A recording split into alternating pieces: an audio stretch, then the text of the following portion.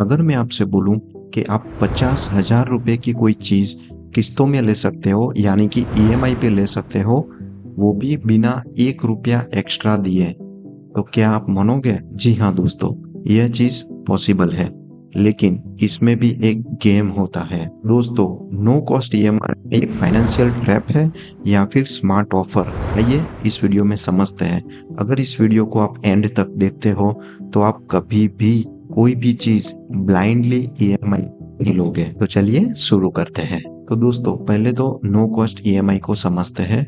No cost EMI मतलब किसी भी चीज को इंस्टॉलमेंट पे लेना। मान लो आपको 60,000 रुपए की कोई चीज लेनी है, वो भी 3 महीनों के इंस्टॉलमेंट पे, तो आप हर एक महीने 20,000 रुपया पे करोगे, तो 20 इंटू 3 60,000 हो गया।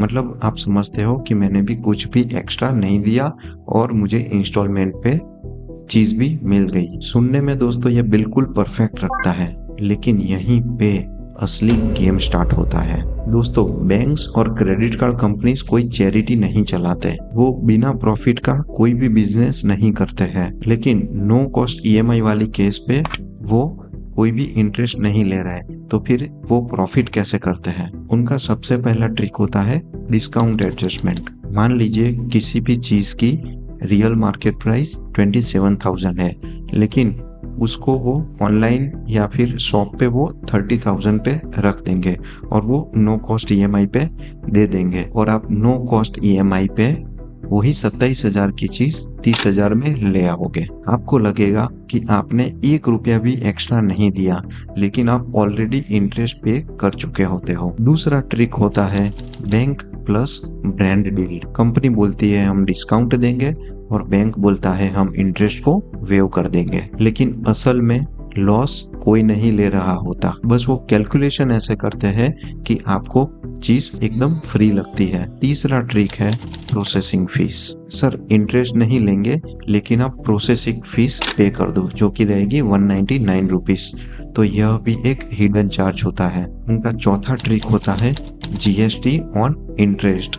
भले ही इंटरेस्ट 0 होता है, लेकिन जो आपके इंस्टॉलमेंट्स होते हैं, कभी कभी वो इंस्टॉलमेंट्स के ऊपर भी जीएसटी चार्ज कर लेते हैं। उनका पांचवा ट्रिक होता है फोरक्लोजर चार्जेस, यानी कि आप जल्दी पेमेंट कर देते हो तो भी आप पे चार्ज लगाते हैं। दोस्तों, क्रेडिट कार्ड कंपनीज और बैंक्स एक इल्यूजन क्रिएट करते हैं। 30,000 रुपए एक साथ देना बहुत ही डिफिकल्ट लगता है, लेकिन 10,000 रुपए हर एक महीने 3 बार देना आपको मैनेजेबल लगेगा, और इसको कहते हैं स्पेंडिंग पेन को रिड्यूस करना। कंपनीज क्या करती है? प्राइस को तोड़ देती है। आपको लगता है कि चीप है, लेकिन रिजल्ट आप ज्यादा खर्च कर लेते हो और अननेसेसरी चीजें भी आप खरीद लेते हो। मेरे कहने का मतलब है कि आप 20,000 रुपए का फोन ही अफोर्ड कर सकते हो, लेकिन ईएमआई की वजह से आपने 50,000 रुपए का फोन परचेस कर लेते हो। यही है ट्रैप, इसी को ट्रैप बोलते हैं। चलो एक रियल एग्जांपल लेते हैं। Product laptop, MRP 60,000, discount price without EMI 54,000 and no cost EMI 60,000, loss 6,000। आपको लग रहा है नो इंटरेस्ट, बट रियलिटी में आप 6,000 एक्स्ट्रा खर्च कर देते हो। अगर आप कैश देते हैं तो आपको वही चीज 54,000 में मिल जाती। Conclusion, no cost EMI is equal to interest hidden in price. No cost EMI कब सही है? हर ईएमआई गलत नहीं होती। मान लो कि आपके पास कैश है, लेकिन आप उस कैश को कहीं और जगह पे इन्वेस्ट करना चाहते हो। नो कॉस्ट ईएमआई लॉजिक बनता है जब ईएमआई और फुल पेमेंट दोनों ही सेम हो। कोई चीज इमरजेंसी परचेस करनी है, माने कि लैपटॉप फॉर वर्क और मेडिकल एक्सपेंस, तो दोस्तों गोल्डन रूल क्या है? ईएमआई पे तब चीज लो जब आप उसको कैश में अफोर्ड कर सकते हो। तो दोस्तों, नो कॉस्ट ईएमआई एक ट्रैप है या फिर सच?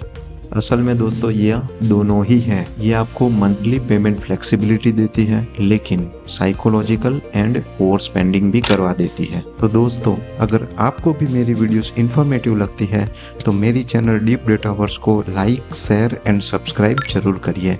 इससे मुझे मोटिवेशन मिलेगी आपके लिए और भी अच्छे फाइनेंस रिलेटेड वीडियोस बनाने के लिए। धन्यवाद। मिलते हैं अगली वीडियो में।